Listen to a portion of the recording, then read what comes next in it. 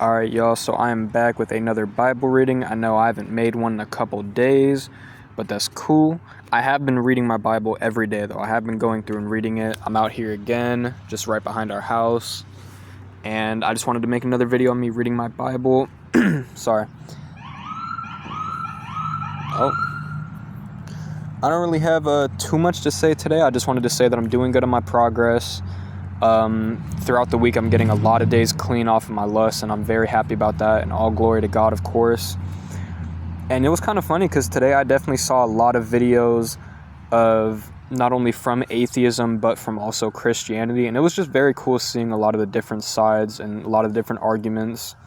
And for me personally, no matter what, I'm going to stick with my belief in God, because I was an atheist for a pretty long time, a couple years, and I just did not feel like I had everything I needed. So I feel like now I'm actually doing better, and I'm actually making progress, though, and I'm very happy about that. So I just wanted to say that. Again, I'm outside, so hopefully it won't get too windy, but I'm just going to read these 2 pages, and then off camera I'll probably read 2 more, or maybe I'll just read 2 pages for today. So we are on 2 Kings 4, page 310 to 311 to 2 Kings 5.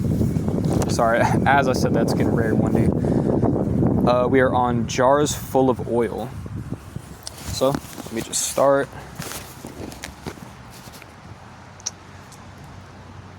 So she did. Her sons brought the pots and pans to her, and she filled one after another.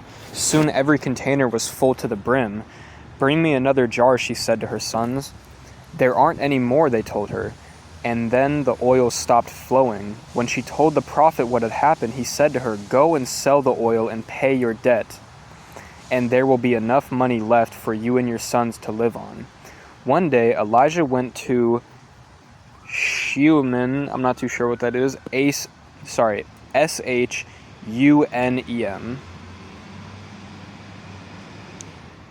A prominent woman of the city.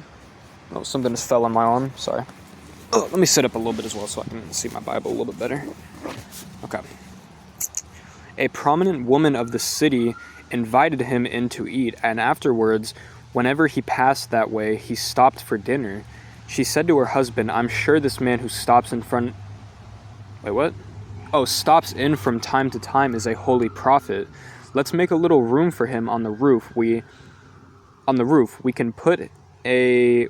Sorry, my reading's terrible. Hold on. Grab some water real quick.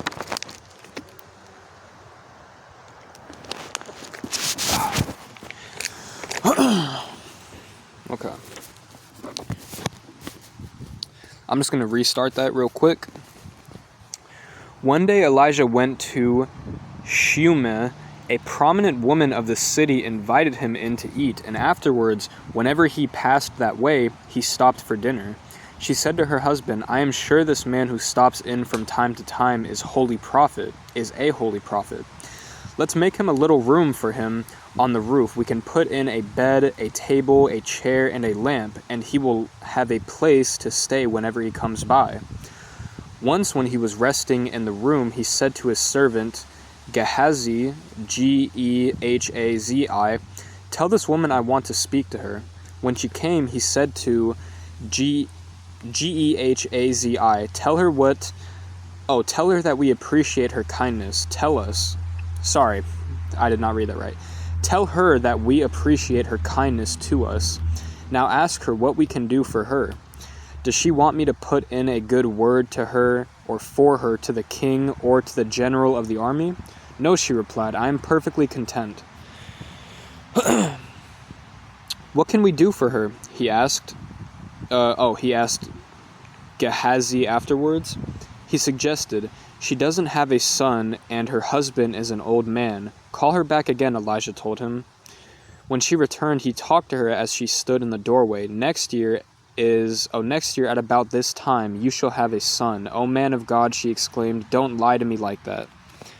But it was true, the woman soon conceived and had a baby boy the following year, just as Elijah had predicted. One day when her child was older, he went out to visit his father, who was working with the repairs the reapers. Sorry, not repairs, reapers. He complained about a headache and soon was moaning in pain. His father said to one of the servants, "Carry him home to his mother." So he took him home, and his mother had him on her lap, but about noontime he died. She carried him up onto the bed. Sorry, my reading is like terrible today. Oh my goodness. I've been too used to just reading in my head. Okay. Sorry. One day when her child was older, he went out to visit his father who was working with the reapers. He complained about a headache and soon was moaning in pain. His father said to one of the servants, "Carry him home to his mother." So he took him home and his mother held him on her lap, but around noontime he died. She carried him up to the bed of the prophet and shut the door. Then she sent a message to her husband, "Send one of the servants and a donkey so that I can hurry to the prophet and come right back." "Why today?" he asked. "This isn't a religious holiday." But she said, "It is important, I must go." So she saddled the donkey and said to the servant, "Hurry, don't slow down for my comfort unless I tell you to." As she approached Mount Carmel, Elijah saw her in the distance and said to Gehazi, "Look, the woman from Shunem is coming. Run and meet her and ask her what the trouble is. See if her husband is all right and if the child is well." Yes, she told Gehazi, "Everything is fine." But when she came to Elijah at the mountain, she fell to the ground before him and caught hold of his feet. Gehazi began to push her away, but the prophet said, Let her alone. Something is deeply troubling her, and the Lord hasn't told me what it is." Then she said, "It was you who said I'd have a son, and I begged you not to lie to me." Then he said to Gehazi, "Quick, take my staff. Don't talk to anyone along the way. Hurry, lay the staff upon the child's face."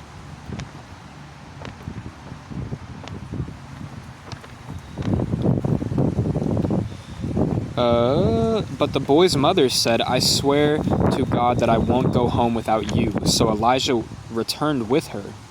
Gehazi went on ahead and laid the staff upon the child's face, but nothing happened. There was no sign of life. He returned to meet Elijah and told him that the child is still dead. When Elijah arrived, the child was indeed dead, laying there upon the prophet's bed. He went in, shut the door behind him, and prayed to the Lord.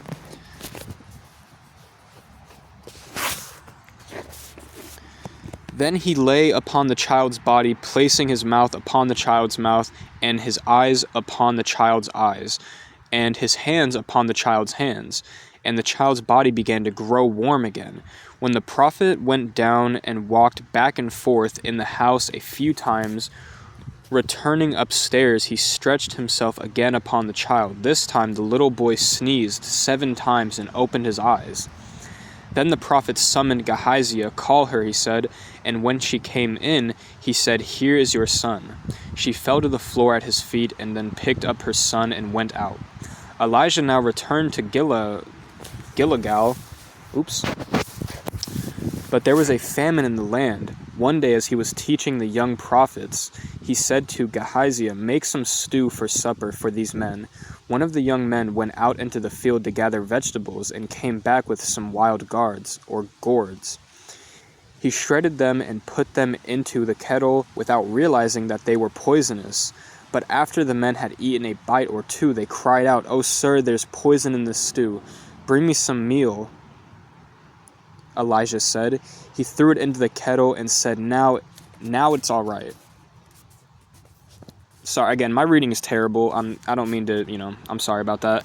I'm still trying to get better, and I'm kind of getting a little bit better, but I need to be reading this every day out loud, so I think I'm going to start making more videos on this every day because I was doing pretty good, and I was getting very good at reading, and now that I'm reading it in my head again, I'm just kind of stumbling, so I'm going to try to keep posting videos every day regardless, but let me restart. One of the young men went out into the field to gather vegetables and came back with some wild gourds. He shredded them and put them into a kettle without realizing that they were poisonous. But after the men had eaten a bite or two, they cried out, "Oh, sir, there's poison in this stew." "Bring me some meal," Elijah said. He threw it into the kettle and said, "Now it is all right. Go ahead and eat." And then it didn't harm them.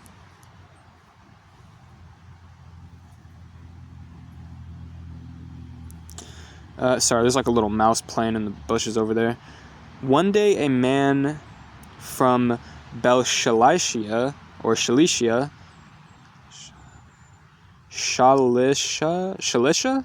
I'm not too sure. Again, I'm sorry for my reading. I do not know how to pronounce a lot of these words, so I'm sorry about that. Brought Elijah a sack of fresh corn and 20 individual loaves of barley bread, made from the first grain of his harvest. Elijah told Gehazi,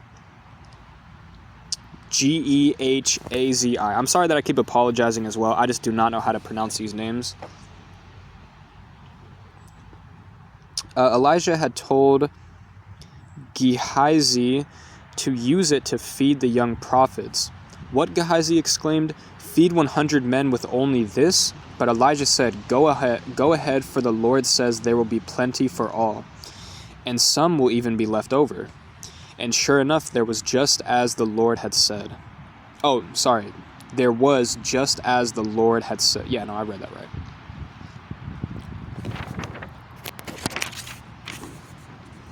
The king of Syria had high admiration for Naaman, the commander-in-chief of his army, for he had led his troops to many glorious victories. So he was a great hero, but he was a leper. Bands of Syrians had invaded the land of Israel, and among their captives was a little girl who had been given to Naham's wife as a maid. One day the little girl said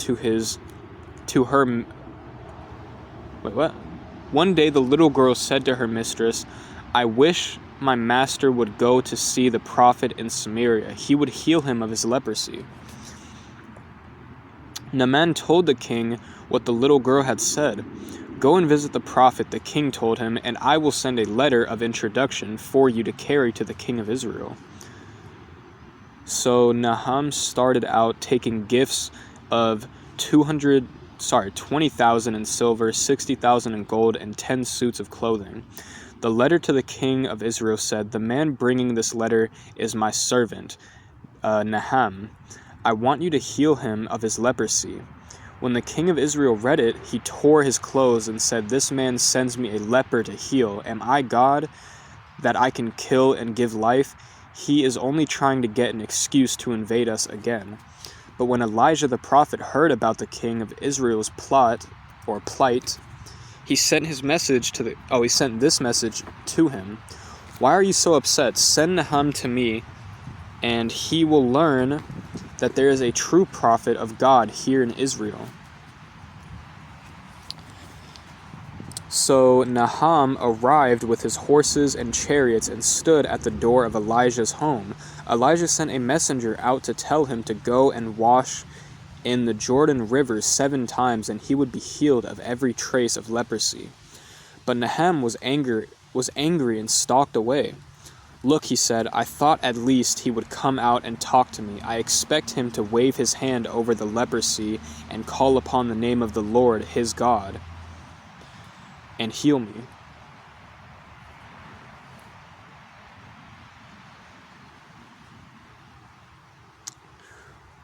Aren't the Abana River and Pharpar River of the Damascus better than all the rivers of Israel put together?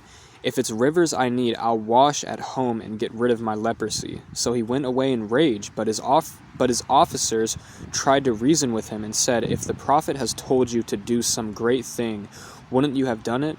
So you should certainly obey him when he says simply to go and wash and be cured." So Nahum went down to the Jordan.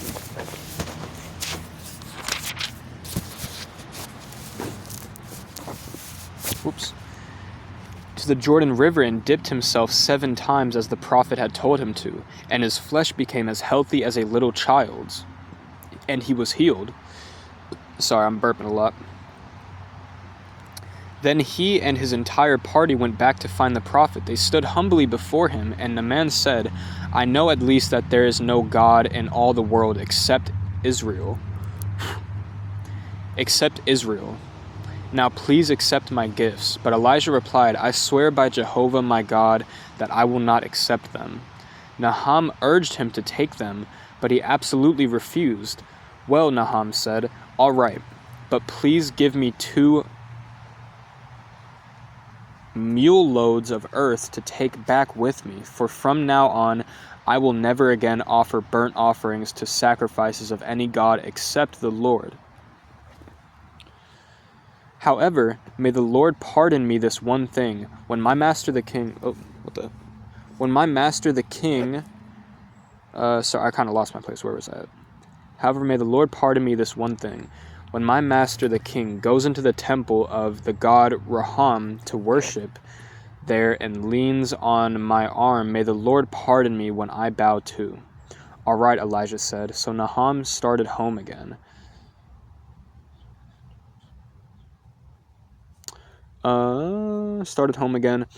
But Gehazi, Elijah's servant, said to himself, my master shouldn't have let this fellow get away without taking his gifts. I will chase after him and get something from him.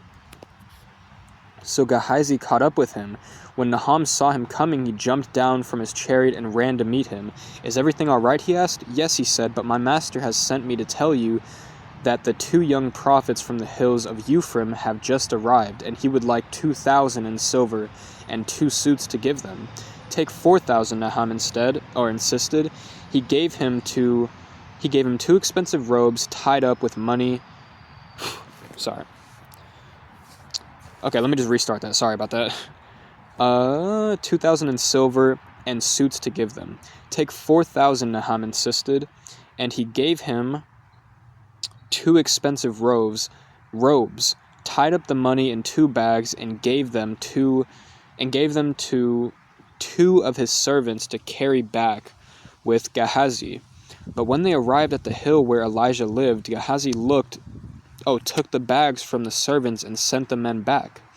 Then he hid the money in his house. When he went to his master, Elijah asked him, Where have you been, Gehazi? I haven't been anywhere, he replied. But Elijah asked him, Don't you realize that I was there in thought when Nahum stepped down from his chariot to meet you?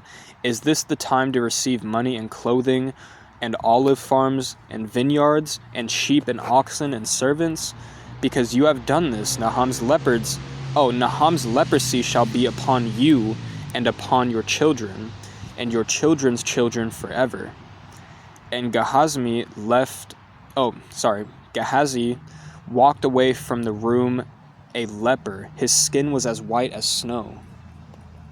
One day the Samaria students came to Elijah and told him, As you can see, our dormitory is too small. Tell us as our... I feel like bugs keep jumping on me, but I am out here, so obviously, but that just keeps... Sorry. Nahum's leprosy shall be upon you, as white as snow. Elijah told him, As you can see, our dormitory is too small. Tell us, as our president, whether we can build a new one down beside the Jordan River where there are plenty of logs. All right, he told them. Go ahead. Please, sir, come with us, someone suggested. I will, he said. When they arrived at the Jordan, they began cutting down trees, but as one of them was chopping, his axe head fell into the river.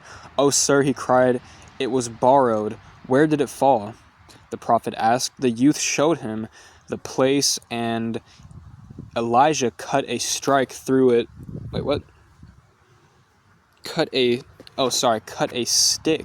and threw it into the water, and the axe head rose to the surface and floated. Grab it, Elijah said to him, and he did. Once when the king of Syria, I'm not too sure, was at war with Israel, he said to his officers, we will mobilize our forces at blank, naming the place. Immediately Elijah warned the king of Israel, "Don't go near blank," naming the same place, for the Cimmerians are planning to mobilize their troops there. The king sent a scout. The king sent a scout to see if Elijah was right, and sure enough, he had saved him from disaster. This happened several times. The king of Syria was puzzled. He called together his officers and demanded, "Which of you is the traitor? Who has been informing the king of Israel about my plans?"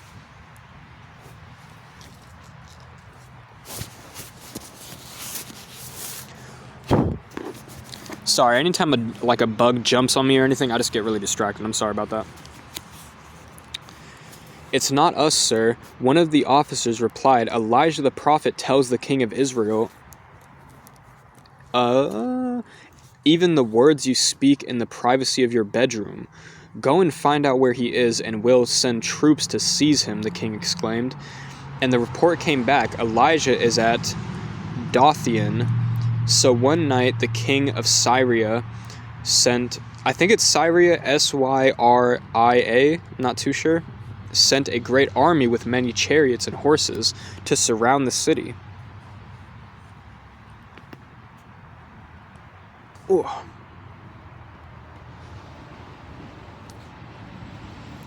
When the prophet's servant got up early the next morning and went outside, there were troops, horses, and chariots everywhere. "Alas, my master, what shall we do now?" he cried out to Elijah.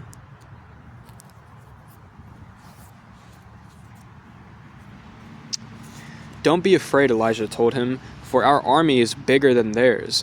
Then Elijah prayed, "Lord, open his ears." Sorry. Dude, my reading sometimes. I'm sorry. "Alas, my master, what shall we do now?" he cried out to Elijah. "Don't be afraid," Elijah told him, "for our army is bigger than theirs." Then Elijah prayed, "Lord, open his eyes and let him see." And the Lord opened the young man's eyes so that he could see horses of fire and chariots of fire everywhere upon the mountains. As the Syrian army advanced upon them, Elijah prayed, "Lord, please make them blind," and he did. Then Elijah went out and told them, "You've come the wrong way. This isn't the right city. Follow me, and I will take you to the man you're looking for." And he led them to Samaria. As soon as they arrived, Elijah prayed, "Lord, now open their eyes and let them see." And the Lord did, and they discovered that they were in Samaria, the capital city of Israel. When the king of Israel saw them, he shouted to Elijah, "Oh, sir, shall I kill them? Shall I kill them? Oh, sir, shall I kill them? Shall I kill them?" "Of course not," Elijah told him. "Do we kill prisoners of war? Give them food and drink and send them home again." So the king made a great fast for them, and then sent them home to their king, and after that the Syrian raiders stayed away from the land of Israel. Later on, however, King Ben-Hadad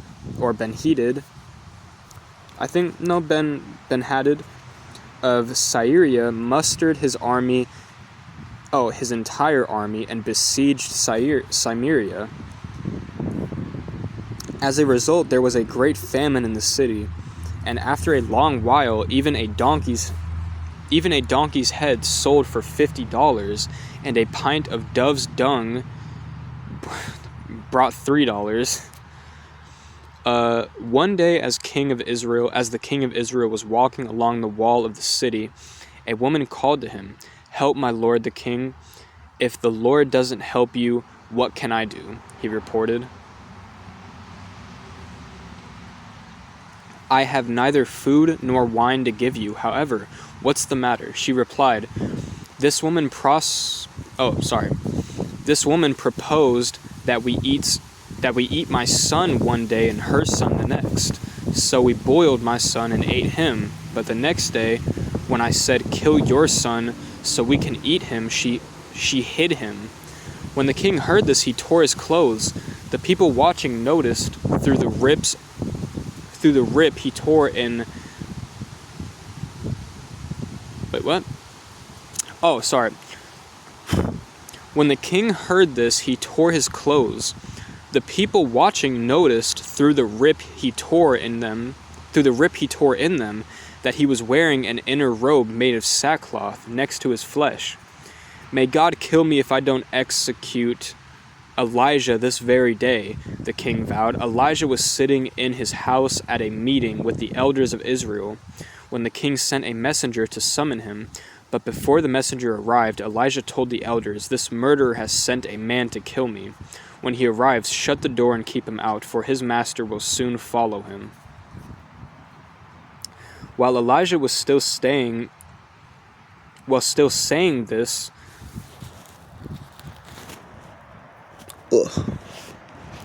sorry, I got bugs crawling all over me. While Elijah was still saying this, the messenger arrived, followed by the king. The Lord caused this mess. The king stormed. "Why should I expect any help from him?" Elijah replied, "The Lord says that by this time tomorrow, 2 gallons of flour of 4 gallons, or 4 gallons of barley grain will be sold in the markets of Samaria for $1. The officer arresting the king said that couldn't happen if the Lord made windows in the sky. But Elijah replied, "You will see it happen, but you won't be able to buy any of it." Now there were 4 lepers sitting outside the city gates. "Why sit until we die?" They asked each other. "We will starve if we stay here, and we will starve if we go back into the city, so we might as well go out and surrender."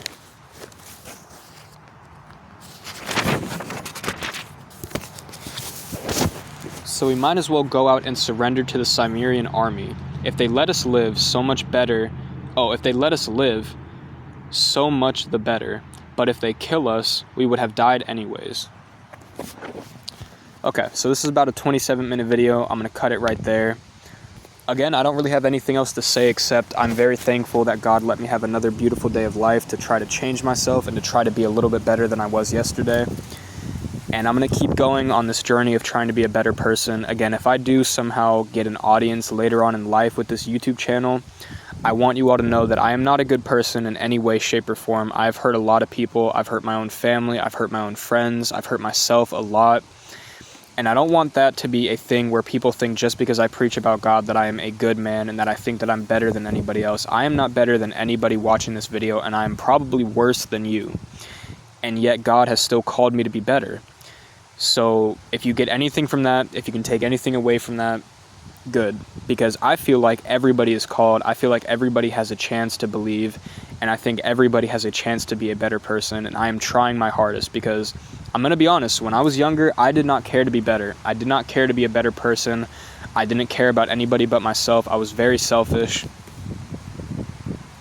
And honestly, now that I've grown up a lot, I've honestly been able to find comfort in being able to realize that, yes, I am a bad person. I'm not the comfort as in like I'm happy with that, but as in like I actually want to change. Like I actually have a purpose. And I feel like, in my opinion, I want everybody not only watching this video, but my family and my friends to know that I am trying and that I do want to be better. I want to show everybody that I care about, that I can be a better person. And I think, in my own opinion, I think God has helped me through that. If you don't think so, oh well. If God can help you, I pray that he does. If you need other types of therapy, I suggest you go get it. You know, don't wait until tomorrow to get therapy. Don't wait until your problems get worse to go get help. Go get help now.